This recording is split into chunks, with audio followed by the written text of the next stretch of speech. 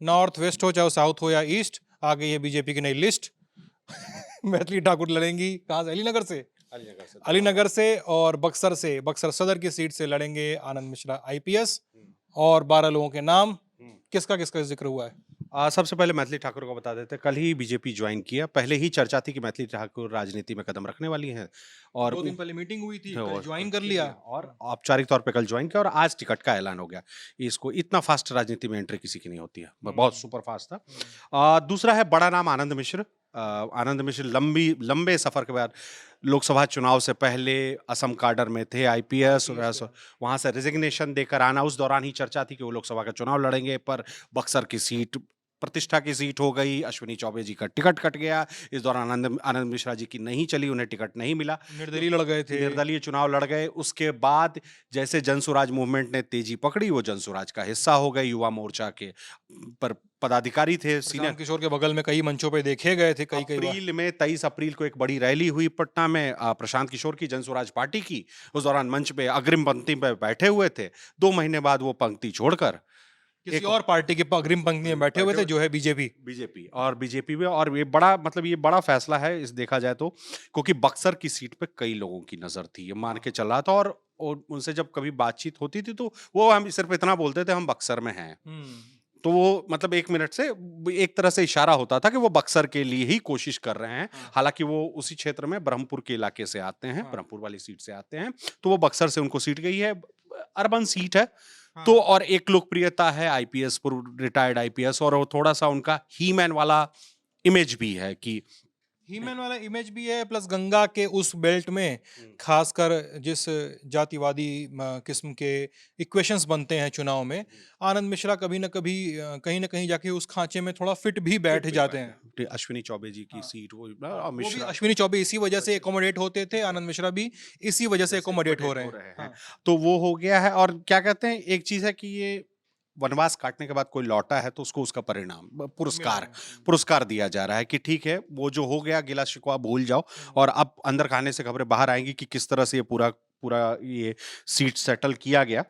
इसके अलावा जो बात कर रहे थे हम, एक बाढ़ की है, पटना वाली सीट है, ये सियाराम सिंह यहाँ से खड़े हैं। यहाँ पे कैंडिडेट बदला गया है। बाढ़ वाली सीट में सियाराम सिंह कैंडिडेट बदला गया है। छपरा वाली सीट से श्रीमती छोटी कुमारी, और एक और सारण जिला की सीट है, वो है सोनपुर वाली सीट, ये विनय कुमार सिंह को दिया गया। यहाँ पे हालांकि सिटिंग एमएलए आरजेडी के हैं। तो ये वो बेल्ट है ना, सारण वाला बेल्ट आरजेडी के लिए भी मजबूत बेल्ट रहा है शुरू से। ऐसा नहीं है कि सारण जा। और एक गोपालगंज वाली भी सीट आई है, गोपालगंज वही सारण तो खास कर कहा जाता है कि लालू यादव का ही बेल्ट है, अपना बेल्ट है। हाँ, लालू जब खुद खड़े होते हैं मैदान में, जब उनके परिवार के लोग या फिर कोई और कैंडिडेट होता है तो उसमें राजीव प्रताप रूडी निकालते रहे। हम लोकसभा की बात करें, विधानसभा में चीजें बदल जाती हैं। इसके अलावा गोपालगंज की बात करें, गोपालगंज का भी लालू जी से सीधा रिश्ता है। उनका पैतृक जगह वो है फुलवरिया, पैतृक जगह गोपालगंज में है। तो वहां से श्री सुभाष सिंह को टिकट दिया गया है, और हायाघाट से रामचंद्र प्रसाद, और मुजफ्फरपुर से रंजन कुमार। रोसरा जो सुरक्षित सीट है, यहां से वीरेंद्र कुमार को दिया गया है को टिकट, और अगियाओं से महेश पासवान जी को टिकट दिया गया है। तो ये सारी 12 छोटी लिस्ट है। मतलब धीरे धीरे अब हम उस ओर बढ़ रहे हैं कि कल 71 आया, आज 12, तो टोटल 83 हो गए हैं। अब 28 कितने बीजेपी के हिस्से में ना 28 ये नहीं, बीजेपी के कोटे वाले तो 28 बचे हैं ना, 101 है ना टोटल, तो 18 बचे। 18 बचे, ठीक 18 बचे। हम लोग गणित खराब है, हम लोग का गणित खराब है। तो 18 बचे हैं। तो अब वो है कि कुछ फेरबदल, जो बड़े फेरबदल हो सकते हैं, कुछ सरप्राइजेज जो हो सकते हैं, अब उम्मीद कीजिए कि वो हैं जिनको लेकर अब श्योरिटी नहीं है बहुत ज्यादा। अब आखिरी जो लिस्ट आने वाली है, जो आखिरी 18 नामों की लिस्ट आएगी, या 18 या जो भी काट कूट के जैसे भी आए, वहां पर ज्यादा वो घमासान वाले इलाके हैं जहां पर बीजेपी ने अपना वीटो लगाया है, या जहां पे बहस में जीत गई, वहां पे अपने कैंडिडेट खड़े कर दिए। दरभंगा के अलीनगर से मैथिली ठाकुर, भोजपुरी गायिका, उनको टिकट मिला है। इसके अलावा जो बड़ा नाम है इस लिस्ट में आया है आनंद मिश्रा आईपीएस का, बक्सर सदर की विधानसभा सीट से उनको मिला है। आज ही दिन में जदयू ने भी अपने कुछ नामों का ऐलान किया था, और आज ही ऐलान हुआ है एआईएमआईएम ने भी कुछ सीटों पर अपनी दावेदारी पेश की है। क्या होगा पता चलेगा। और आज ऐलान प्रशांत किशोर ने तो किया है कि हम खुद नहीं लड़ेंगे। हाँ, बड़ा ऐलान किया है। हाँ। और सबसे बढ़िया कि नामांकन के दिन किया। पहले उनका बाइट आया, पहले सुबह में एक इंटरव्यू दिया दिया उन्होंने और उस दौरान उन्होंने ऐलान किया कि हम राघोपुर नहीं लड़ेंगे।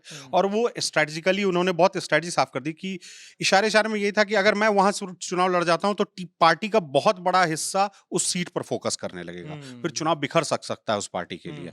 तो उस कारण से उन्होंने अपना नाम वापस ले लिया और इसी बीच में तेजस्वी का आज नामांकन भी था और उन्होंने भी क्लियर कर दिया कि मैं सिर्फ एक सीट से लड़ रहा हूँ, राघोपुर। ऐसा नहीं, ऐसी खबरें चली कि कि 2 सीट से जा 2 रहा है। सीट से चुनाव लड़ेंगे, पर वो ऐसा नहीं है, वो राघोपुर सीट से ही लड़ेंगे। और राघोपुर देखा जाए तो पारिवारिक सीट है लालू सेफ जी सीट माने जाती है उनके सेफ लिए। सीट मानी जाती है और लगातार परिवार के सब लोग लड़ते रहे राघोपुर से हुँ। विधायक रहे। और तेजस्वी तो 2015 से ही राघोपुर से आ रहे हैं, तो 15 में जब पहली बार उन्होंने सियासी मैदान में कदम रखा, चुनावी राजनीति में कदम रखा, तो राघोपुर की सीट थी। जी। वैशाली जिले में आती है, तो ये अभी का हुँ। फलसफा तो यही है। लल्लन टॉप पे अपडेट्स आते रहेंगे, आप बने रहिएगा। मैं सिद्धांत, संदीप जी, आलोक, लल्लन टॉप देख रहे थे, बहुत-बहुत शुक्रिया।